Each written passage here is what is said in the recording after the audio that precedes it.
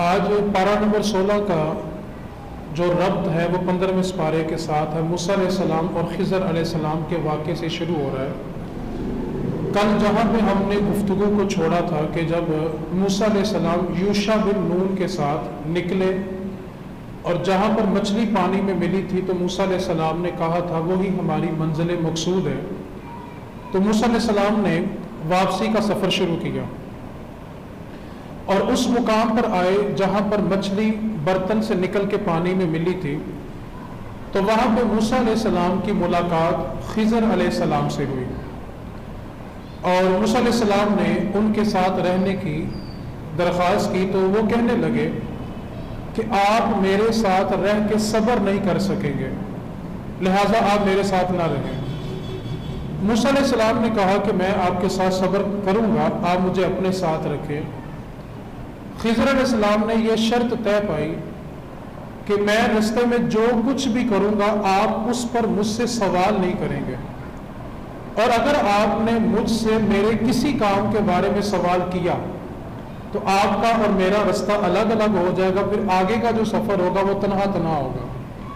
موسیٰ علیہ السلام نے اس شرط کو منظور کیا اور خضر علیہ السلام کے ساتھ سفر شروع کیا۔ اب خضر علیہ السلام اور موسیٰ علیہ السلام ایک کشتی میں سوار ہوئے، سفر کا آغاز کیا۔ تو خضر علیہ السلام نے کشتی میں بیٹھتے ہی کشتی کے ایک کنارے کو توڑ دیا اور اس کشتی کو داغدار بنا دیا، عیبدار بنا دیا۔ اب موسیٰ علیہ السلام اس وعدے پہ ساتھ تھے کہ میں سوال نہیں کروں گا، تو موسیٰ علیہ السلام سوال کر بیٹھے کہ آپ نے اچھی بلی کشتی کو عیبدار کر دیا ہے، داغدار کر دیا، آپ نے اس کا کنارے توڑ دیا ہے۔ تو خضر علیہ السلام تھوڑا سختی سے بولے اور کہا میں نے کہا تھا نا کہ آپ صبر نہیں کر سکیں گے، اور آپ کو میں نے منع کیا تھا کہ آپ نے سوال نہیں کرنا، بعد میں وجہ خود بتاؤں گا۔ موسیٰ علیہ السلام نے کہا کہ ٹھیک ہے اب میں سوال نہیں کروں گا، سفر آگے چلا۔ تھوڑا سفر اور کیا کہ آگے خضر علیہ السلام نے ایک نوجوان بچے کو کھیلتے ہوئے دیکھا۔ خضر علیہ السلام نے اس کا گلا پکڑا، گلا دبایا، بچہ قتل کر دیا۔ اب موسیٰ علیہ السلام نے پھر سوال کر دیا کہ آپ نے اچھے بھلے بچے کو جان سے مار دیا ہے۔ تو خضر علیہ السلام نے ذرا اور سختی سے کہا کہ آپ کا میرا راستہ الگ ہے، میں آپ کے ساتھ آگے نہیں جا سکتا۔ آپ کو اپنے ساتھ رکھا ہی اس لیے تھا کہ آپ صبر کریں گے اور سوال نہیں کریں گے۔ موسیٰ علیہ السلام نے کہا کہ اب آخری موقع دیں، اس کے بعد سوال نہیں کروں گا۔ موسیٰ علیہ السلام اور خضر علیہ السلام ایک گاؤں میں داخل ہوئے، بھوک لگی ہوئی تھی تو گاؤں والوں سے کھانا مانگا اور گاؤں والوں نے کھانا دینے سے انکار کر دیا۔ تو خضر علیہ السلام نے دیکھا کہ گاؤں میں ایک دیوار ہے جو بالکل گرنے کے قریب ہے۔ آپ نے اس دیوار کو ہاتھ لگایا اور اس دیوار کو بالکل سیدھا کر دیا۔ اب موسیٰ علیہ السلام نے پھر سوال کر لیا۔ موسیٰ علیہ السلام کہنے لگے پہلی بات تو یہ ہے کہ گاؤں والوں نے آپ کو کھانا نہیں دیا اور آپ نے بغیر اجرت کے، بغیر معاوضے کے ان کی دیوار شہر کی سیدھی کر دی ہے۔ آپ کو چاہیے تھا ایسی قوم سے معاوضہ لیتے جنہوں نے آپ کو کھانا تک نہیں دیا۔ تو خضر علیہ السلام نے کہا کہ اب آپ کا میرا راستہ جدا ہے، اب ہم آگے نہیں جا سکتے، لیکن جانے سے پہلے جو میں نے 3 کام کیے ہیں میں ان کی وجہ بتا دیتا ہوں۔ تو خضر علیہ السلام فرمانے لگے وہ جو میں نے کشتی کو توڑ کے عیبدار کیا تھا اس کی وجہ یہ تھی کہ دریا کے اس پار جہاں پہ ہم نے جانا تھا ایک ظالم بادشاہ رہتا ہے، اور وہ ظالم بادشاہ ہر سلامت کشتی کو پکڑ لیتا ہے، اپنے قبضے میں لے لیتا ہے، اور جو غریب لوگ ہوتے ہیں ان کو واپس نہیں کرتا، اور یہ کشتی غریب کی تھی۔ اگر میں اس کو عیبدار نہ کرتا تو ظالم بادشاہ اس غریب کی کشتی کو پکڑ لیتا اور اس کا روزگار ختم ہو جاتا۔ تو میں نے اس کی روزی بچانے کے لیے اس کشتی کو توڑا تھا تاکہ ظالم بادشاہ قبضہ نہ کرے۔ اب موسیٰ علیہ السلام جواب سن کے بڑا حیران ہوئے۔ پھر خضر علیہ السلام نے کہا کہ وہ جو بچہ میں نے قتل کیا تھا اس کی وجہ یہ تھی کہ وہ بچہ شرارتی تھا اور وہ بڑا ہو کے کفر کے اختیار کرتا، اور اس کے ماں باپ بڑے نیک تھے۔ اگر یہ بچہ بڑا ہو جاتا اس نے کافر ہونا تھا، اور اس کی محبت میں آ کے اس کے ماں باپ نے بھی کافر ہونا تھا، اور اللہ کے نزدیک حکم یہ تھا کہ اس کے ماں باپ مسلمان رہیں، اس لیے اللہ تعالیٰ نے حکم دیا کہ اس بچے کو قتل کر دو۔ اور فرمایا کہ وہ جو میں نے شہر کی دیوار، گاؤں کی دیوار بغیر معاوضے کے سیدھی کی ہے اس کی وجہ یہ تھی کہ اس گاؤں میں ایک بڑا نیک شخص رہتا تھا جو مرتے وقت اپنا سارا خزانہ اس دیوار کے نیچے دفن کر گیا تھا، اور اس کے بچے ابھی یتیم چھوٹے ہیں. اگر وہ دیوار گر جاتی تو گاؤں کے لوگ خزانہ نکال لیتے اور یتیم بچوں کو کچھ نہ ملتا. اللہ رب العزت نے حکم دیا تھا کہ خضر یہ دیوار سیدھی کر دو، جب یتیم بچے بڑے ہوں گے تو اپنا خزانہ خود نکالیں گے. تو یہ دیکھیں کہ اللہ تعالیٰ نے اس واقعے میں انسان کو نصیحت کیا کی کہ بعض اوقات کسی کام کو دیکھ کر تم کہتے ہو کہ یہ کیا ہو گیا، لیکن اللہ بہتر جانتا ہے کہ ویسا کیوں ہوا. آپ سب نے اپنی اپنی زندگی میں بہت بار ایسا محسوس کیا ہوگا کہ جب کوئی دکھ آتا ہے، تکلیف آتی ہے، پریشانی آتی ہے، کوئی زندگی میں بڑا حادثہ ہوتا ہے نا، تو انسان اس وقت بڑی پریشانی میں ہوتا ہے، بڑے دکھ میں ہوتا ہے، بڑے شکوے کرتا ہے. لیکن ٹھیک 2-4 سال کے بعد بلا کے کہتا ہے اللہ نے جو کیتا چنگا کیتا سی، اگر وہ نہ ہوتا تو میں اس مقام پہ کتوں آندا. تو بعض اوقات انسان شکوے کی زبان اختیار کر لیتا ہے، لیکن میرا مالک بہتر جانتا ہے کہ اس نے کس وقت کس کو کیا دینا ہے اور کس سے کیا لینا ہے. دیکھیں نا، اگر بچے چھوٹے ہوں، باپ چلا جائے تو بعض اوقات بندہ یہ کہہ دیتا کہ نعوذ باللہ اللہ کو چھوٹے بچوں کا بھی خیال نہیں آیا. لیکن مجھے آپ بتائیں، اگر وہ بندہ کچھ عرصہ اور زندہ رہتا اور اس سے کفر ہو جاتا، وہ کفر میں مرتا، تو اس سے بہتر نہیں کہ اللہ نے اس کو ایمان کی حالت میں موت دی ہے. ہم کسی کا ہاتھ کٹا ہوا دیکھتے ہیں تو کہتے ہیں کتنا نوجوان سونا ہے، تو اللہ نے ہاتھ ہی نہیں دیتے. ہو سکتا ہے کہ ہاتھ ہوتے تو کسی کو قتل کر دیتا. تو میرے بھائی، اللہ تعالیٰ نے جو حکمتیں بنائی ہیں نا، ہم اس کو نہیں سمجھ سکتے. ہم اللہ تعالیٰ کی حکمتوں کو، تو اس واقعے میں ہمیں سب سے بڑا سبق یہ ملتا ہے کہ اللہ تعالیٰ جو کرتا ہے وہ بہتر کرتا ہے. انسان شکوہ کرتا رہے وہ الگ بات ہے، لیکن اللہ رب العزت جو ہے وہ بہتر کرتا ہے. تو اللہ تعالیٰ نے ارشاد فرمایا کہ یہ جو کچھ بھی ہوا، تو خضر علیہ السلام کہنے لگے کہ اے موسیٰ، میں نے جو کچھ بھی کیا اپنی مرضی سے نہیں کیا، مجھے ان تینوں باتوں کا حکم میرے رب نے دیا تھا کہ اے خضر تم ایسے کر دو تاکہ انسانوں کا بھلا ہو جائے. اس کے بعد اگلے رکوع میں اللہ رب العزت نے ارشاد فرمایا دنیا میں 4 بادشاہ ایسے گزرے ہیں جنہوں نے پوری دنیا پہ حکومت کی ہے، اور 5ویں بادشاہ قرب قیامت امام مہدی آئیں گے جو پوری دنیا پہ حکومت کریں گے. 4 بادشاہ کا اللہ رب العزت نے اس رکوع کے اندر ذکر کیا ہے جنہوں نے پوری دنیا کے اوپر حکومت کی ہے. ان میں سے 2 بادشاہ مسلمان ہیں اور 2 بادشاہ جو ہیں وہ کافر ہیں. 2 بادشاہ جو مسلمان ہیں جنہوں نے پوری دنیا کے اوپر حکومت کی ہے، ان میں سے ایک سلیمان علیہ السلام ہے، اور دوسرے جو ہے وہ سکندر ذوالقرنین ہے. یہ 2 مسلم بادشاہ ہیں جنہوں نے پوری دنیا پہ حکومت کی ہے. اور 2 کافر بادشاہ جنہوں نے پوری دنیا پہ حکومت کی ہے، ان میں سے ایک نمرود ہے اور دوسرا بخت نصر، جس کا ہم نے کل ذکر کیا تھا کہ بنی اسرائیل کو پہلی بار جنہوں نے 4 دیواری پلانگ کے قتل کیا تھا بخت نصر تھا. اس نے ساری بنی اسرائیل کو تباہ کر دیا تھا. تو یہ 2 مسلم بادشاہ ہیں اور 2 کافر بادشاہ جنہوں نے پوری دنیا کے اوپر حکومت کی ہے. اور اس مقام پہ سکندر ذوالقرنین کا واقعہ ذکر کیا گیا جنہوں نے پوری دنیا کے اوپر حکومت کی ہے. سکندر ذوالقرنین نے پہلے مغرب، جیسے ہمارا قبلہ مغرب کی جانب ہے جہاں سورج غروب ہوتا ہے، اور سورج غروب ہونے سے علامہ اقبال کا ایک شعر یاد آتا ہے کہ آج جو لوگ مغرب کی پیروی کرتے ہیں، یورپ کی پیروی کرتے ہیں، ان کے طریقوں کو اپناتے ہیں، تو علامہ اقبال نے ان کے لیے کہا تھا کہ ہر روز ڈوبتا ہوا سورج ہمیں پیغام دیتا ہے. ہر روز ڈوبتا ہوا سورج ہمیں پیغام دیتا ہے، مغرب کی طرف جاؤ گے تو ڈوب جاؤ گے. مغرب کی طرف جاؤ گے تو جو بھی مغرب کی جانب جائے گا وہ ڈوب جائے گا. سکندر ذوالقرنین نے سفر کا آغاز کیا اور فتوحات، جنگیں شروع کی. اور سکندر ذوالقرنین زمین کے اس حصے تک پہنچا تھا جہاں گدلا پانی تھا اور سورج اس کے اندر غروب ہو رہا تھا. یعنی کہ زمین کی بالکل آخری حد ہے، سکندر ذوالقرنین نے وہاں بھی جا کے فتح کا جھنڈا گاڑا تھا. یہ زمین کا ایک حصہ تھا، ایک کنارہ تھا. اور پھر سکندر ذوالقرنین نے زمین کی دوسری جانب مشرق کی طرف سفر شروع کیا، اور جہاں سے سورج طلوع ہوتا تھا سکندر ذوالقرنین نے وہاں جا کے بھی فتح کا جھنڈا گاڑا، اور زمین کا جتنا حصہ تھا یہ سارا سکندر ذوالقرنین نے فتح کر لیا. تو اللہ رب العزت نے ان کو حکم یہ دیا کہ یہ جو قومیں تم سے جنگ ہار چکی ہیں، اب ان کو تم نے عذاب دینا ہے یا شرافت سے پیش آنا تمہاری مرضی ہے. کیوں کہ انہوں نے رب کی بات تو مانی نہیں ہے، اب تم جو چاہو ان کے ساتھ کر سکتے ہو. تو سکندر ذوالقرنین نے اعلان کیا کہ تم میں سے جو اللہ پر ایمان لے آئے گا میں شرافت سے پیش آؤں گا، اور جو میرے رب پر ایمان نہیں لائے گا اس کے ساتھ پھر یہی سلوک کیا جائے گا۔ اس کے بعد سکندر ذوالقرنین نے مشرق مغرب فتح کرنے کے بعد پہاڑوں کا سفر شروع کیا، اور پہاڑوں کے درمیان ایک قوم بستی تھی جس کے اوپر یجوج مجوج بڑا ظلم کرتے تھے۔ یہ یجوج مجوج قیامت کے قریب دوبارہ رونما ہوں گے۔ اصل میں ان کا واقعہ یہ ہے کہ ایک قبیلہ تھا یجوج مجوج کی جو قوم ہے، یہ ان پر ظلم و زیادتی کرتی تھی، ان کو تکلیف دیتی تھی۔ سکندر ذوالقرنین جب وہاں پر پہنچے تو اس قوم نے یہ التجا کی کہ آپ کسی طرح ہمیں ان یجوج مجوج سے نجات دلا دیں۔ تو سکندر ذوالقرنین نے اس قوم اور یجوج مجوج کے درمیان ایک دیوار کو قائم کیا۔ وہ جو دیوار سکندر ذوالقرنین نے بنائی تھی وہ لوہے اور پتل کی بنائی تھی، اور اس دیوار کو آڑ بنا دیا اور یجوج مجوج کی قوم ساری ایک طرف کر دی گئی۔ اب یجوج مجوج اس دیوار کے پیچھے ہیں، جن کے قد چھوٹے ہیں، قرب قیامت یہ رونما ہوں گے۔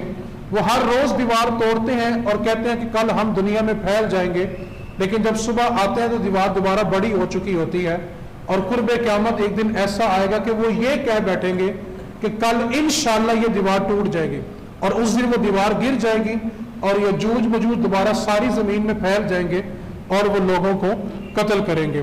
تو سکندر ذوالقرنین نے مشرق سے مغرب اور پہاڑوں کی بستیوں کو بھی فتح کیا، اور سکندر ذوالقرنین وہ بادشاہ تھے جن کو اللہ تعالیٰ نے پوری دنیا کے اوپر بادشاہ بنایا تھا۔ 4 بادشاہ گزر چکے ہیں جنہوں نے پوری دنیا پہ حکومت کی ہے، اور 5ویں قرب قیامت امام مہدی تشریف لائیں گے جو نبی پاک صلی اللہ علیہ وسلم کی اولاد میں سے ہوں گے۔ ان کا نام نبی پاک کے نام پہ ہوگا، ان کے والد کا نام نبی پاک کے والد کے نام پہ ہوگا، اور یہ امام حسن مصطفیٰ کی اولاد میں سے ہوں گے، یہ سیدہ فاطمہ کی اولاد میں سے ہوں گے، اور اللہ تعالیٰ امام مہدی کو پوری دنیا کے اوپر حکومت عطا فرمائے گا۔ اس کے بعد اللہ رب العزت نے اگلی آیت میں ارشاد فرمایا کہ جو اپنی طاقت اور توانائی اور اپنے دماغ کو صرف اور صرف دنیا کی زیب و زینت کے لیے استعمال کرتے ہیں وہ آخرت میں بڑے ناکام ہوں گے۔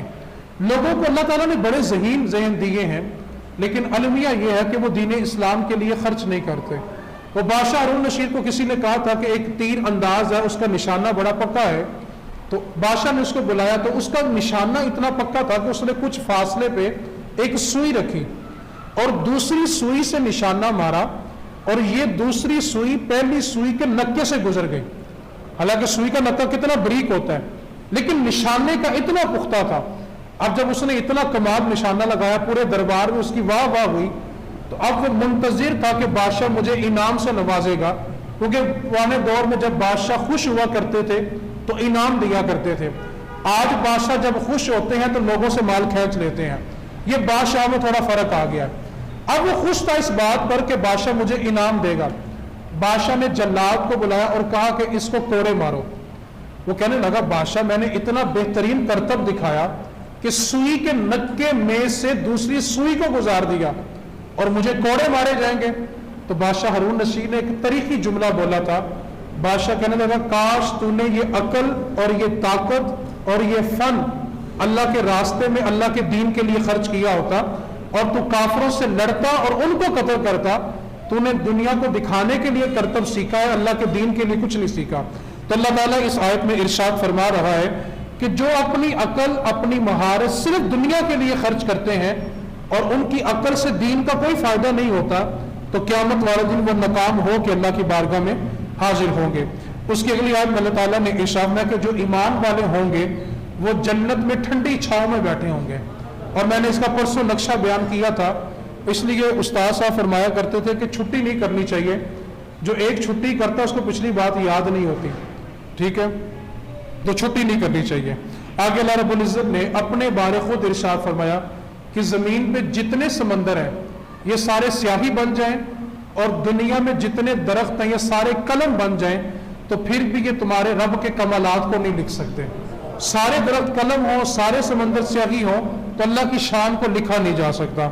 آگے اللہ رب العزت نے ارشاد فرمایا کہ اے نبی کہہ دے کہ میں تم جیسا بشر ہوں، لیکن مجھ پہ وحی آتی ہے، اور جو اللہ کی ملاقات کرنا چاہتا ہے تو اس کو چاہیے کہ وہ نیک اعمال کرے۔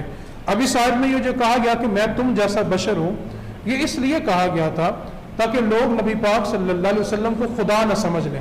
معراج پہ جانا، سورج کو موڑ دینا، چاند کو 2 ٹکڑے کر دینا، درخت کو اشارہ کرنا، اس کا پلٹ آنا، تو یہ اس لیے تھا کہ لوگوں کو یہ کہا جائے کہ میں بھی بشر ہوں کہ مجھے خدا نہ مانا۔ کیوں کہ عیسیٰ علیہ السلام نے بچپن میں کلام کیا تھا تو لوگوں نے خدا کا بیٹا کہہ دیا، تو نبی پاک صلی اللہ علیہ وسلم کی زبان سے اپنے آپ کو بشر اس لیے کہلوایا گیا تاکہ لوگ نبی پاک کو خدا نہ مان لیں، ورنہ اللہ رب العزت نے جتنے کمالات نبی پاک صلی اللہ علیہ وسلم کو عطا کیے، اتنے معجزات عطا کیے کہ لوگ جتنی مرضی ترقی کر لیں، جو خاک میرے نبی کے نالین کو لگی ہے اس کے برابر بھی نہیں ہو سکتے۔ یہ صرف اس لیے بشر کہلوایا گیا تاکہ لوگ نبی پاک صلی اللہ علیہ وسلم کو خدا نہ سمجھ لیں۔ اور جناب صدیق اکبر سے ایک روایت ہے کہ نبی پاک صلی اللہ علیہ وسلم نے ارشاد فرمایا، چونٹی کے رینگنے سے چھوٹی بات بھی جو شرک ہے اللہ اس پہ بھی گرفت کرے گا۔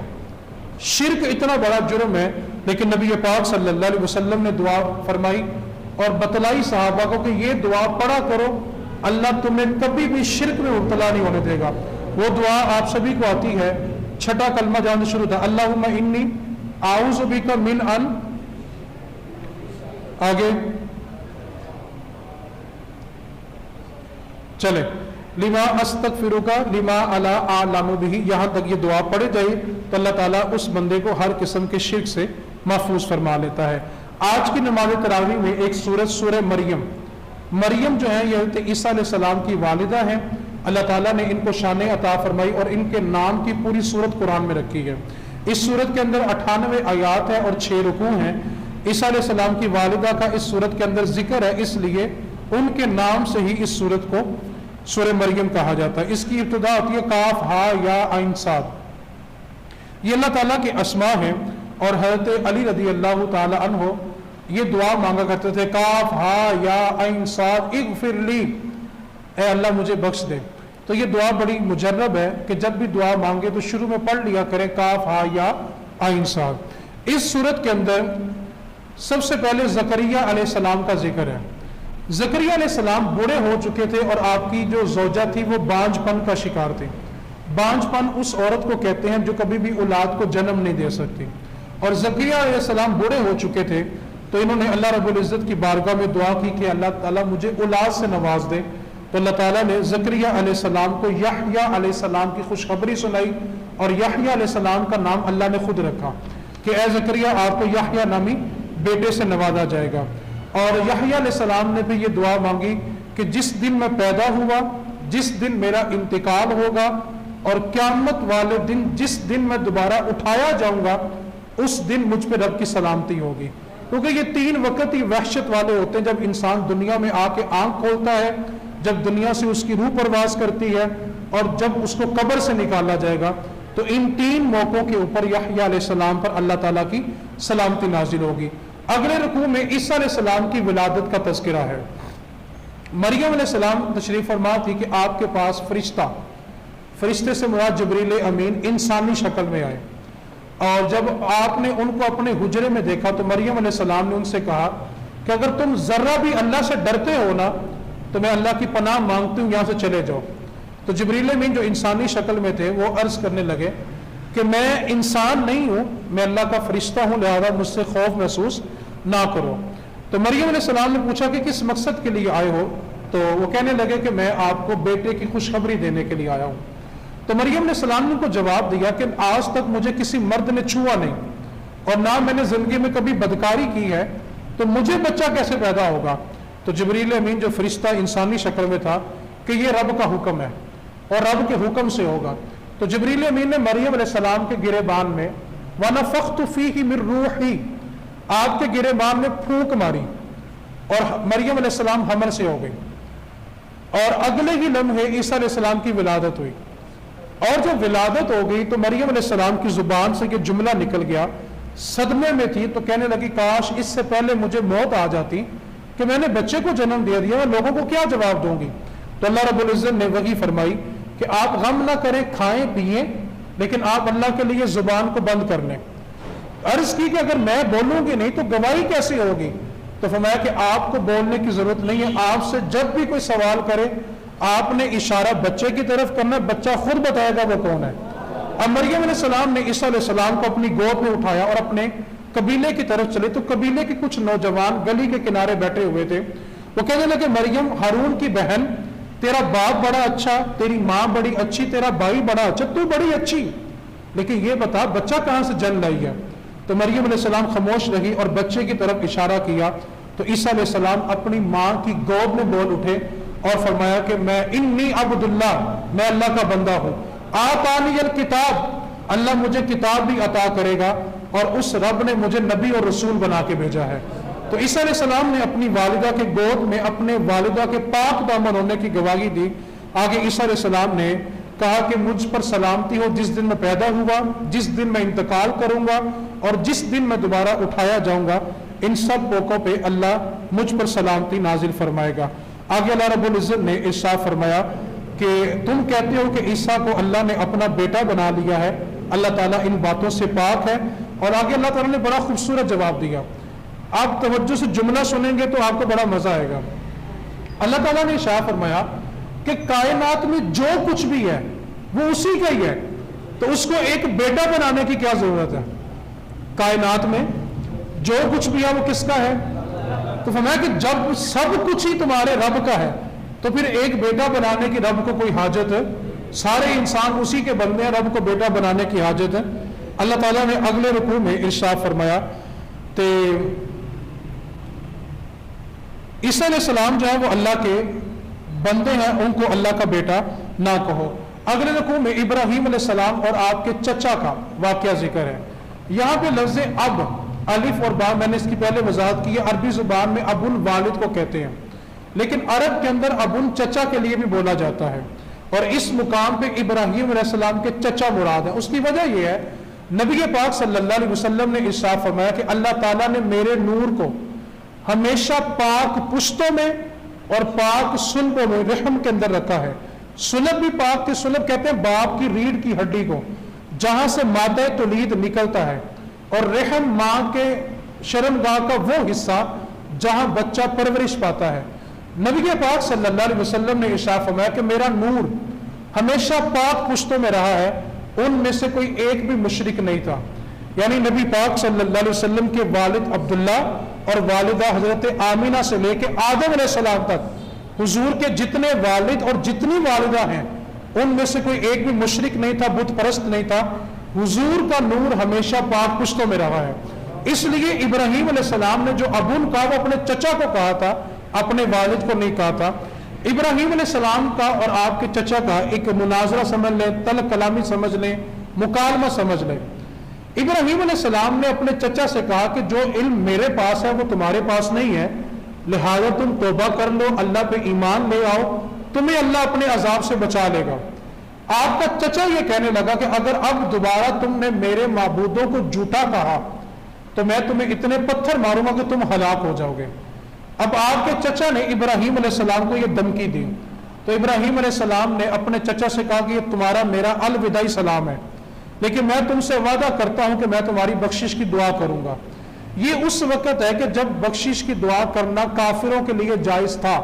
پیچھے آپ کو میں بتا چکا ہوں, جب آیت نازل ہوگی کہ اے محبوب اب آپ نے منافقین کا جنازہ بھی نہیں پڑھنا اور مشرکین کے لیے بخشش کی دعا نہیں کرنی. تو ابراہیم علیہ السلام نے بس ایک وعدہ کیا تھا, تو وعدہ نبھانے کے لیے آپ نے اپنے چچا کے لیے بخشش کی دعا مانگ لی تھی. اس کے بعد ابراہیم علیہ السلام کو اللہ تعالیٰ نے یعقوب علیہ السلام سے اور اسحاق علیہ السلام سے نوازا. آگے اللہ تعالیٰ نے اگلے رکوع میں ارشاد فرمایا کہ موسیٰ اللہ کے برگزیدہ بندے ہیں, ہم نے انہیں اپنے کلام سے بخشا. اور موسیٰ علیہ السلام نے جب اللہ تعالیٰ سے ہم کلام ہوئے تو اللہ کے کلام میں اتنا مزہ تھا کہ اللہ کو دیکھنے کی طلب کر بیٹھے. تو اللہ نے فرمایا کہ ہم نے موسیٰ کو اپنے کلام سے بخشا. اگلے رکوع میں اسماعیل علیہ السلام کے بارے اللہ نے فرمایا کہ وہ اللہ کے سچے نبی ہیں, وہ گھر والوں کو نماز کا اور زکوٰۃ کا حکم دیتے ہیں. اس کے بعد ادریس علیہ السلام کا ذکر کیا اور فرمایا کہ جتنے نبیوں کا ہم ذکر کر رہے ہیں یہ سارے ابراہیم علیہ السلام کی اولاد میں پیدا ہوئے ہیں. اور میں نے آپ کو ابتدا میں بتایا تھا نبی پاک صلی اللہ علیہ وسلم کے بعد انبیاء میں سب سے زیادہ فضیلت ابراہیم علیہ السلام کی ہے. اس کے بعد وہ 3 نبی جن پہ کتابیں نازل ہوئی ہیں. تو نبی پاک صلی اللہ علیہ وسلم کے بعد ابراہیم, کیونکہ یہ جد ہیں انبیاء کے, ابراہیم علیہ السلام کے بعد دنیا میں جتنے نبی آئے ہیں وہ سارے کے سارے ان کی اولاد میں سے آئے ہیں، اس لیے آپ سارے نبیوں کے والد ہونے کے اعتبار سے جو آپ کے بعد آئے، اس اعتبار سے آپ کو فضیلت بخشی گئی ہے۔ آگے اللہ رب العزت نے ارشاد فرمایا کہ ان نبیوں کے بعد ان کے برے جانشین جو تھے وہ اقتدار میں آئے، جو نمازوں کو ضائع کرتے تھے، اپنی خواہشات کی پیروی کرتے تھے، تو اللہ ان قریب ان کو وادی غی میں پھینکے گا۔ وادی غی جہنم کے اس حصے کا نام ہے جس سے جہنم بھی پناہ مانگتی ہے۔ یہ جہنم کا سب سے سخت حصہ ہے، اور اللہ نے یہ وادی غی بھلا کس کے لیے بنائی ہے؟ پہلے حدیث پاک سنیں۔ نبی پاک صلی اللہ علیہ وسلم مدینہ میں تشریف فرما تھے، اچانک بہت زوردار دھماکے کی آواز آئی۔ صحابہ اپنے گھروں سے نکلے حضور کی بارگاہ میں آ کے عرض کرنے لگے، آقا کیا قیامت آ گئی ہے؟ زمین پھٹ گئی، آسمان پھٹ گیا، اتنا زوردار دھماکہ۔ ابھی صحابہ حضور سے سوال پوچھ ہی رہے تھے کہ جبریل امین آئے اور آ کر عرض کرنے لگے، اے اللہ کے محبوب آپ اپنے صحابہ سے کہہ دیں قیامت نہیں آئی، زمین نہیں پھٹی، آسمان نہیں پھٹا۔ تو پوچھا کہ پھر اتنا زوردار دھماکہ کیوں ہوا؟ تو جبریل کہنے لگے آج سے 70 سال پہلے، کتنے سال؟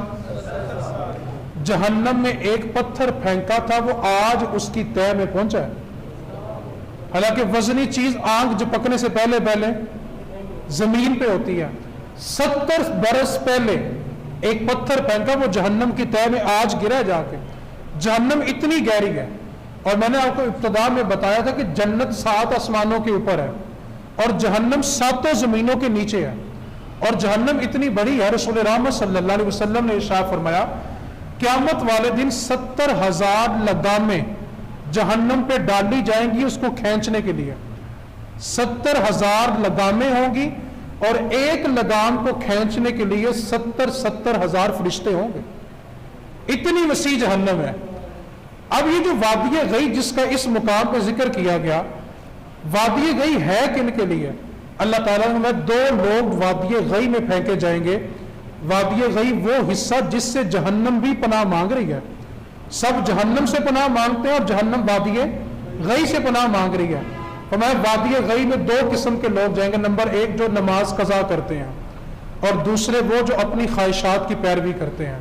وہ رب رسول سے ڈرتے نہیں ہیں اور ہر وقت اپنی خواہش کی تکمیل کی کوشش کرتے ہیں کہ کسی طرح ہماری یہ خواہش پوری ہو جائے۔ تو اللہ رب العزت نے ارشاد فرمایا کہ ہم ان قریب بے نمازیوں کو اور اپنی خواہشات کی تکمیل کرنے والوں کو وادی غی میں پھینکیں گے، اور وادی غی جہنم کا وہ حصہ جس سے جہنم خود پناہ مانگتی ہے۔ سورہ مریم کے آخری رکوع کے اندر اللہ رب العزت نے ارشاد فرمایا کہ جو آخرت کے منکر ہیں، آخرت کا انکار کرتے ہیں، یہ سوال پوچھتے ہیں کہ ہم دوبارہ کیسے زندہ ہوں گے؟ تو اللہ تعالیٰ نے ارشاد جیسے پہلے ہوئے تھے، جب پہلے تمہارا وجود نہیں تھا رب نے تب پیدا کر لیا، اب تو تمہارا وجود بھی ہے تو دوبارہ پیدا کرنا کوئی مشکل نہیں ہے۔ اللہ تعالیٰ نے آگے ارشاد فرمایا کہ اللہ تعالیٰ شیطان کو اور اس کے جتنے پیروکار ہوں گے ان کو گھٹنوں کے بل اوندے منہ جہنم کے اندر پھینکے گا، اور درجہ بدرجہ جہنم میں ان کے درجے بنائے جائیں گے۔ اس کے بعد اللہ رب العزت نے ارشاد فرمایا کہ یہ کافر سوچتے ہیں کہ ہمیں دنیا میں مال اور اولاد وسیع مل گئے ہیں، آخرت میں بھی ہمیں مال ملے گا، اولاد ملے گی، ہم جنت میں جائیں گے۔ تو اللہ تعالیٰ نے ارشاد فرمایا کہ اے ان سے کہہ دیں کہ تمہیں جو کچھ ملا تھا وہ صرف دنیا کے لیے تھا، آخرت میں تمہارا کوئی حصہ نہیں ہے۔ آگے اللہ رب العزت نے ارشاد فرمایا کہ ہم نے ان کی گنتی کر لی ہوئی ہے، اور ہم ان کو جانوروں کی طرح ہانک ہانک کے جہنم کے اندر پھینک دیں گے۔ آگے اللہ رب العزت نے ارشاد فرمایا کہ آسمان پھٹ جائے، زمین شک ہو جائے، پہاڑ ریزہ ریزہ ہو جائے، پہاڑ چلنا شروع کر دیں، یہ ساری نشانیاں دیکھنے کے بعد بھی ایمان لانے والے نہیں ہیں۔ آگے اللہ رب العزت نے ارشاد فرمایا کہ جو ایمان لانے والے ہیں اور نیک کام کرنے والے ہیں، اللہ ان کے دلوں میں آپس کی محبت پیدا کر دیتا ہے۔ جب دلی طور پہ محبت ہو تو 2 نشانیاں ہوتی ہیں، ایک بندہ ایمان والا ہے، نمبر 2 وہ اللہ کی بارگاہ میں نیک کام کرنے والا ہے۔ اس کے آگے سورہ طٰہٰ ہے، اور جو طٰہٰ ہے یہ نبی پاک صلی اللہ علیہ وسلم کا صفاتی نام ہے۔ اس صورت کے اندر اللہ رب العزت نے حضرت آدم اور ابلیس کا جو واقعہ ہے اس کو دوبارہ ذکر کیا، جو محشر میں ہوگا اس کی منظر کشی کی ہے، موسیٰ علیہ السلام کا اور فرعون کا واقعہ دوبارہ ذکر کیا ہے۔ اللہ تعالیٰ نے اس سورہ کے ابتدا میں فرمایا کہ قرآن جو ہے وہ انسانوں کو مشکل میں ڈالنے کے لیے نہیں آیا بلکہ وہ انسانوں کی رہنمائی کے لیے آیا ہے۔ آگے ارشاد فرمایا کہ موسیٰ علیہ السلام جو ہے وہ اپنی زوجہ کے ساتھ مدین سے جب واپس آ رہے تھے تو موسیٰ علیہ السلام کی جو زوجہ تھی وہ امید سے تھی، اور درد زا کہتے ہیں، درد ذی بھی اس کو کہتے ہیں، یہ اس درد کو کہتے ہیں جو بچہ پیدا کرتے وقت ماں کو ہوتا ہے، اور یہ درد جو تھی اس وقت آپ کی زوجہ کو ہو رہی تھی۔ اب قریب موسیٰ علیہ السلام نے آگ جلتی ہوئی دیکھی، کیونکہ یہ جو آپریشن ہے یہ تو آج شروع ہوئے، پہلے گھروں میں ولادت ہو جاتی تھی، پانی گرم کیا جاتا تھا، آگ جلائی گرمائش کی جاتی تھی تاکہ ولادت تھوڑی آسانی کے ساتھ ہو جائے۔ تو موسیٰ علیہ السلام نے آگ جلتی ہوئی دیکھی تو اپنے گھر والوں سے کہا کہ آگ لے کے آتا ہوں، تم قیام کرو۔ اب موسیٰ علیہ السلام جب وہ آگ لینے کے لیے گئے تو ان سے کہا گیا کہ یہ آگ نہیں ہے بلکہ اللہ رب العزت کی طرف سے اللہ کی تجلی ہے، اور موسیٰ علیہ السلام کو حکم دیا کہ آپ جو طوا وادی ہے آپ اس میں تشریف لائیں، آپ کو تورات دی جائے گی، آپ تورات لے کے اپنی قوم کو جا کے ڈر سنائیں، آپ اس وادی میں قدم رکھیں تاکہ آپ کو نبوت عطا کی جائے۔ موسیٰ علیہ السلام کو نبوت عطا کی گئی، تورات عطا کی گئی، لیکن اس میں یہ بات توجہ طلب ہے، لفظ فخلا نا علیک، موسیٰ علیہ السلام جب مقدس وادی طوا میں داخل ہونے لگے تو اللہ تعالیٰ نے ارشاد فرمایا کہ یہ مقدس وادی ہے، اے موسیٰ اپنے نالین اتار دے اور ننگے قدم آپ اس وادی میں داخل ہوں۔ یہ زمین پر ایک بستی کا نام ہے طوا، وہ اتنی مقدس ہے کہ اللہ رب العزت نے وہاں موسیٰ علیہ السلام کو نبوت دی، کتاب دی، لیکن حکم یہ دیا کہ جوتے نالین کو اتار دیں، فخلا نا علیک، اے موسیٰ اپنے جوتے اتار کر اس بستی میں داخل ہوں، کیونکہ یہ کلیم اللہ ہے، وہ ایک بستی میں آئیں تو نالین اتار کے، اور حبیب اللہ کی شان یہ ہوتی ہے کہ میرا حبیب عرش پر بھی جائے تو نالین پہن کے جاتا ہے، اور اللہ کا عرش بھی مصطفیٰ کے نالین کو بوسے دے رہا ہوتا ہے، اور ساری زندگی زمین اور آسمان کا یہ جھگڑا رہا تھا کہ میں افضل ہوں کہ تو افضل ہے، اور معراج سے پہلے زمین کو یہ اعزاز حاصل تھا کہ فخر کرتی تھی کہ ٹھیک ہے تیرے پاس فرشتے ہیں، آسمان ہے، عرش ہے، کرسی ہے، لوح ہے، قلم ہے، لیکن زمین کو ایک ہی فخر تھا کہ میرے پاس اللہ کا محبوب ہے۔ لیکن معراج کی رات اللہ نے عرش کو یہ ناز دیا کہ اب عرش بھی کہہ رہا ہے کہ زمین آج تجھ سے میں افضل ہوں کیونکہ اللہ کا محبوب آج میرے اوپر آیا ہوا ہے۔ تو کلیم اللہ سے کہا تھا کہ اپنے نالین اتار کر مقدس وادی میں آنا ہے، لیکن حبیب اللہ سے کہا کہ آپ نے نالین کے سمیت آنا ہے۔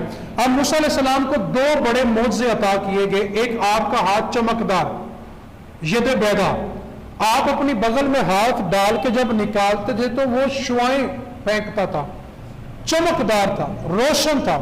اور دوسرا معجزہ آپ کو دیا عصا کا، آپ عصا کے ساتھ درختوں سے پتے بھی توڑ لیتے تھے، پھل بھی توڑ لیتے تھے، اور عصا کا یہ بھی معجزہ تھا کہ آپ عصا کھڑا کرتے تھے، اس کے ساتھ ٹیک لگا کے کھڑے کئی گھنٹے سوئے رہتے تھے اور عصا ہلتا بھی نہیں تھا۔ اور آپ ایک بات اور بتا دوں، یہ جو قد آپ کے اور میرے ہیں نا، یہ اسی امت کے لیے ہے۔ آدم علیہ السلام کا قد 60 فٹ ہے، اور آپ کو معلومات کے لیے یہ بھی بتا دوں، جنت میں جب ہم سب جائیں گے تو ہم سب کے قد 60 فٹ ہی ہوں گے۔ قد کتنے ہوں گے جی؟ عمر ہوگی 33 سال۔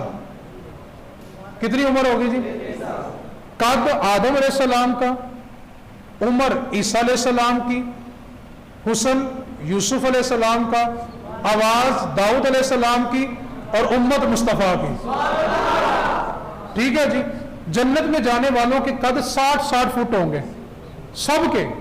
اور مزے کی بات ہے، بچہ اگر پہلے دن کا فوت ہوا ہے یا کچھ 100 سال زندگی گزار کے گا، عمر سب کی 33 سال ہوگی، اور جنت میں کبھی کسی کو بڑھاپا نہیں آئے گا، وہ ہمیشہ کے لیے 33 ہے، اور ایک مرد کو 40 مردوں کی طاقت عطا کی جائے گی۔ ٹھیک ہے، جنت کا ایک الگ موضوع آگے جائے گا آخری 10 پاروں میں، تو پھر تفصیلی کلام کریں گے۔ اللہ تعالیٰ نے یہ دو معجزے دیے، ایک تو عصا دیا، ایک چمکنے والا ہاتھ دیا، اور کہا کہ موسیٰ اب آپ فرعون کے پاس جائیں اور جا کر اس کو اللہ کا پیغام سنائیں۔ آگے اللہ رب العزت نے ارشاد فرمایا کہ فرعون جو تھا وہ بچوں کو قتل کر دیتا تھا۔ میں نے آپ کو پیچھے بتایا تھا کہ فرعون کو نجومیوں نے کہا تھا کہ ایک بچہ پیدا ہونے والا ہے جو ان قریب تمہاری سلطنت تباہ کر دے گا، اس نے 1 سال یہ پابندی لگائی تھی کہ میاں بیوی ایک بستر پہ نہیں سوئیں گے تاکہ اولاد پیدا ہی نہ ہو.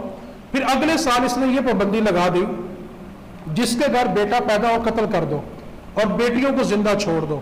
لیکن اللہ تعالیٰ نے ارشاد فرمایا دیکھو رب کی حکمت دیکھو کہ جس کے ڈر سے وہ سب کو قتل کر رہا تھا ہم نے اس کی پرورش اسی کے محل میں کی اور فرعون نے جو موسیٰ علیہ السلام کی پرورش کی.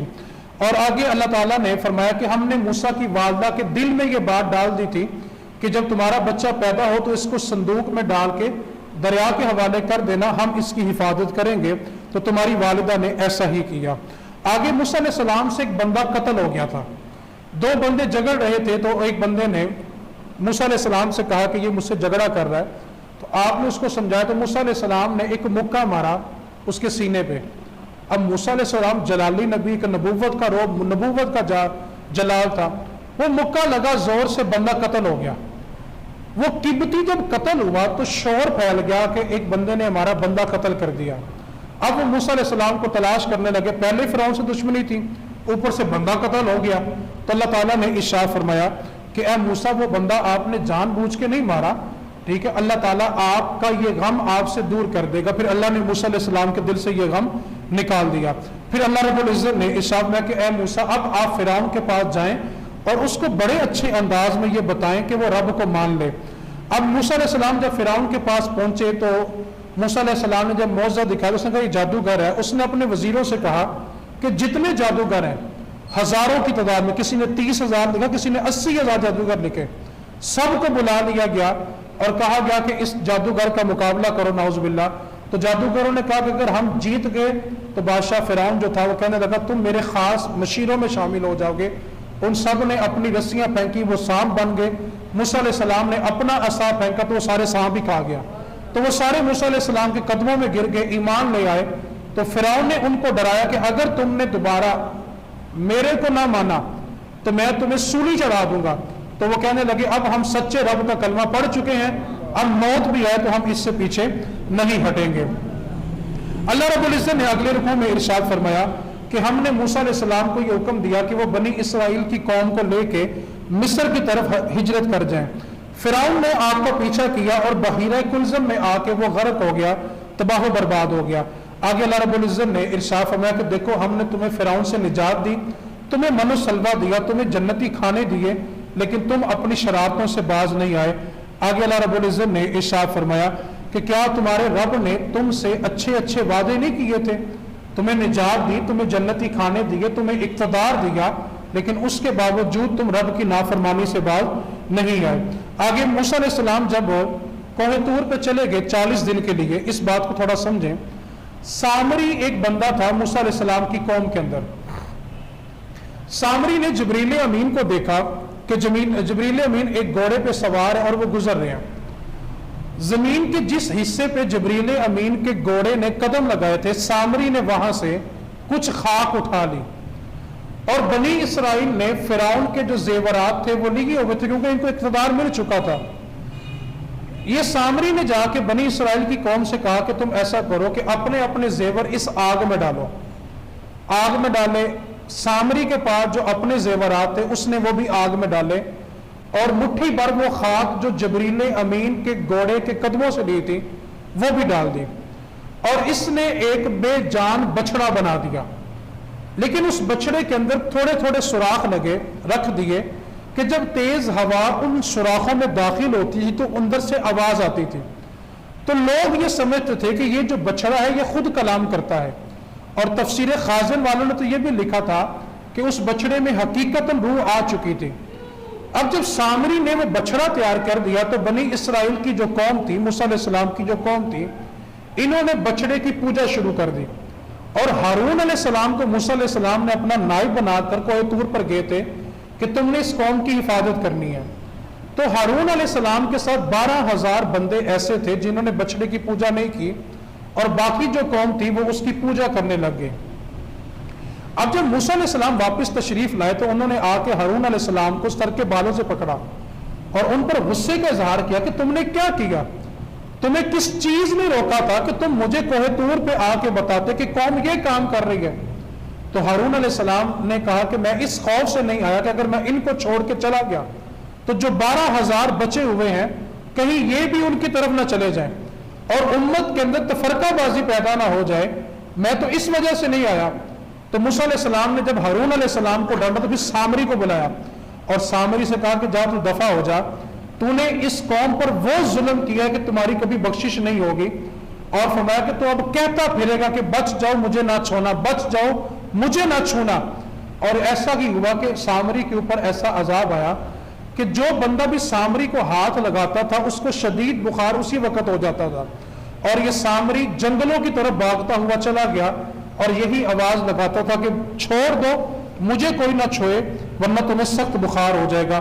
آگے موسیٰ علیہ السلام نے پھر سامری سے کہا تھا کہ یہ جو بچڑا تو بنا کے گیا ہے میں اس بچڑے کو ریزہ ریزہ کروں گا، آگ میں جلاؤں گا اور اس کی راکھ کو اڑا دوں گا تاکہ یہ قوم سمجھ جائے کہ یہ تمہارا رب نہیں ہو سکتا۔ اور موسیٰ علیہ السلام نے اس بچڑے کے ساتھ یہی کیا کہ اس کو جلا دیا اور اس کی راکھ کو اڑا دیا۔ آگے اللہ رب العزت نے ارشاد فرمایا کہ یہ شرک کرنے والی قوم ہوتی ہے، قیامت والے دن ان کی آنکھیں پتھروں کی طرح ہوں گی، اور آگے ارشاد فرمایا قیامت کے دن پہاڑ بھی روئی کی طرح ریزہ ریزہ ہو کے اڑ جائیں گے اور اس دن زمین کو ہموار کر دیا جائے گا، لیکن ان سب باتوں کے باوجود اس وقت ایمان والوں پہ کسی قسم کا خوف نہیں ہوگا۔ آگے اللہ رب العزت نے نبی پاک صلی اللہ علیہ وسلم کو حکم دیا کہ اے نبی قرآن کو خوب ٹھہر ٹھہر کے پڑھا کریں، تسلی کے ساتھ خوب ٹھہر ٹھہر کے پڑھیں، اور جب تک آپ پر وحی کا نزول مکمل نہ ہو جائے آپ پڑھنے میں جلدی نہ کیا کریں۔ اور اس کی وجہ یہ تھی کہ کچھ آیتیں پہلے نازل ہوگی اور ترتیب میں آیتیں بعد میں آنے والی ہیں، اس لیے قرآن کریم کو خوب ٹھہر ٹھہر کے پڑھا کریں۔ اور آگے اللہ تعالیٰ نے نبی پاک صلی اللہ علیہ وسلم کو یہ دعا سکھائی کہ آپ اپنے علم میں اور اضافے کے لیے رب زدنی علما کی تلاوت کیا کریں۔ اب قرآن کریم کو ٹھہر ٹھہر کے پڑھنے کا حکم ہے تاکہ پیچھے والے کو سمجھ آئے، لیکن ہمارے بر صغیر کے اندر، صرف بر صغیر کے اندر یہ مزاج ہے کہ ہم وہ مسجد تلاش کرتے ہیں جہاں تراویح جلدی ہو جائیں، اور ہماری کوشش ہوتی ہے کہ جو بندہ گھنٹے میں تراویح وتر فرض پڑھا دینا اس جیسا حافظ پورے محلے میں نہیں ہوتا۔ تو مہربانی کیا کریں، قرآن کریم کو ٹھہر ٹھہر کے پڑھنے کا حکم ہے اور اس کا لطف لیا کریں، اور تراویح پڑھنے کا مزہ ہی وہاں آتا ہے جہاں قرآن روح کے اوپر طاری ہو رہا ہو اور مزہ آئے قرآن پڑھنے کا اور سننے کا بھی۔ اللہ رب العزت نے آگے پھر آدم علیہ السلام اور ابلیس کے واقعے کو دوبارہ ذکر کیا۔ اس مقام پر ایک بات ہی اضافی ہے، میں صرف وہی آپ سے عرض کر دیتا ہوں۔ شیطان نے آدم علیہ السلام کو اور اماں حوا کو یہ کہہ کر درخت کے پاس بھیجا تھا کہ اگر تم یہ درخت کا پھل نہیں کھاؤ گے تو ان قریب جنت سے نکال دیے جاؤ گے اور تمہیں موت آ جائے گی، اگر تم ہمیشہ ہمیشہ کے لیے جنت میں رہنا چاہتے ہو تو تمہیں اس درخت کا پھل کھانا پڑے گا۔ اور آدم علیہ السلام نے اور اماں حوا نے اس درخت کے پھل کو کھا لیا تو اللہ رب العزت نے ان کو جنت سے روانہ ہونے کا حکم دیا، حالانکہ اللہ رب العزت نے پہلے ان کے اوپر یہ نعمتیں طاری کی تھی کہ نہ بھوک کی فکر تھی، نہ پیاس کی فکر تھی، نہ کسی سائباں کی فکر تھی، اچھے سے اچھا جنتی لباس بھی تھا، لیکن شیطان نے یہ دھوکہ دیا کہ اگر آپ نے یہ پھل نہ کھایا تو آپ کو موت آ جائے گی اور آپ کو جنت سے نکال دیا جائے گا۔ آج کے پارہ نمبر 16 کے آخری رکوع کے اندر اللہ رب العزت نے ارشاد فرمایا کہ اگر آپ کی تشریف آوری سے پہلے اللہ ان کو عذاب دیتا، اس زمانے جاہلیت میں تھا، بیٹیاں زندہ دفن ہو رہی تھی، کعبے کا طواف ننگے ہو کے ہوتا تھا، کعبے کے اندر بت گاڑے ہوئے تھے، تو اللہ تعالیٰ نے یہاں پر ارشاد فرمایا کہ اے محبوب اگر آپ کو بھیجنے سے پہلے رب ان کو عذاب دے دیتا تو یہ ساری زندگی یہی کہتے رہتے بعد میں قیامت میں جا کے کہ ہمارے تک رب کا پیغام نہیں آیا۔ اے محبوب آپ کو بھیجا کہ آپ ان کو اللہ کا راستہ دکھائیں، اور اگر یہ پھر بھی سیدھی راہ پہ نہ چلیں تو ان سے کہیں کہ اب تم قیامت کا انتظار کرو۔ آج کی نماز تراویح میں پارہ نمبر 17 کا ایک پاؤ تلاوت کیا گیا، 4 رکوع تلاوت کیے گئے۔ سورہ انبیاء، سورہ انبیاء کو سورہ انبیاء اس لیے کہا جاتا ہے کہ اس میں چند انبیاء کا تذکرہ ہے، اور انہی انبیاء کی وجہ سے اس سورت کا نام سورہ انبیاء رکھا گیا۔ اس میں 112 آیات ہیں اور 7 رکوع ہیں۔ اللہ رب العزت نے اس سورت کا آغاز بڑے خوبصورت، بہت خوبصورت لفظوں کے ساتھ ارشاد فرمایا کہ لوگوں حساب و کتاب کا وقت قریب ہے لیکن تم غفلت میں پڑے ہوئے ہو، غفلت کی نیند سے باہر آ جاؤ، حساب و کتاب کا وقت بہت قریب ہے۔ اللہ رب العزت نے ارشاد فرمایا، یہ قرآن کریم کی جب آیات نازل ہوتی ہیں تو یہ لوگ مذاق اڑاتے ہیں، اور یہ کہتے ہیں کہ نبی اگر سچے ہوتے تو ہمیں ہر وقت معجزات دکھاتے. تو اللہ رب العزت نے ارشاد فرمایا کہ اے نبی آپ ان سے کہہ دیں کہ پہلے جتنے نبی آئے انہوں نے بھی معجزات دکھائے، تو تم نے ان معجزات سے کیا حاصل کیا؟ کیا تم ان پر ایمان لائے؟ تو جیسے تم پچھلے نبیوں کے معجزات دیکھ کر ان پر ایمان نہیں لائے تھے، اسی طرح یہ آپ سے معجزات دیکھ کر بھی ایمان نہیں لائیں گے. اور پھر یہ کہنے لگے کہ یہ ان پر وحی کیسے آتی ہے؟ تو اللہ تعالیٰ نے اس کا بھی جواب دیا کہ پہلے نبی بھی بشر ہی تھے اور وحی جو ہے وہ اچھے بشر پہ ہی آیا کرتی ہے، اس لیے تعجب کرنے کی بات نہیں ہے. اور اللہ رب العزت نے پھر تیسرا جواب ان کو دیا کہ ہم نے نبی کو ایسا جسم دے کر نہیں بھیجا جس کو بھوک اور پیاس کی حاجت ہی نہ ہو. ہم نے ان کو اچھا بشر بنایا اور ان کو کھانے کی بھی حاجت ہے اور پانی کی بھی حاجت ہے، کیونکہ کھانے پینے کی حاجت صرف اور صرف خدا کو نہیں ہے، اس لیے نبیوں کو وہ جسم دیے گئے جس میں بھوک اور پیاس دونوں لگتی ہیں. آگے اللہ رب العزت نے ارشاد فرمایا کہ ہم نے اس قرآن میں اچھے اچھے لوگوں کے واقعات کو ذکر کیا. جیسے ہمیں ابھی 4 بادشاہوں کے ذکر پڑے ہیں، تو اللہ فرما رہا ہے کہ ہم نے اچھے اچھے واقعات کو ذکر کیا تاکہ لوگ اس سے عبرت حاصل کریں. دوسری رکوع کے اندر اللہ رب العزت نے ارشاد فرمایا کہ حق اور باطل جو ہے ان کا نتیجہ نکلتا ہے اور حق ہمیشہ کے لیے غالب آتا ہے. جب حق غالب آ جاتا ہے تو باطل کو پاش پاش کر دیا جاتا ہے.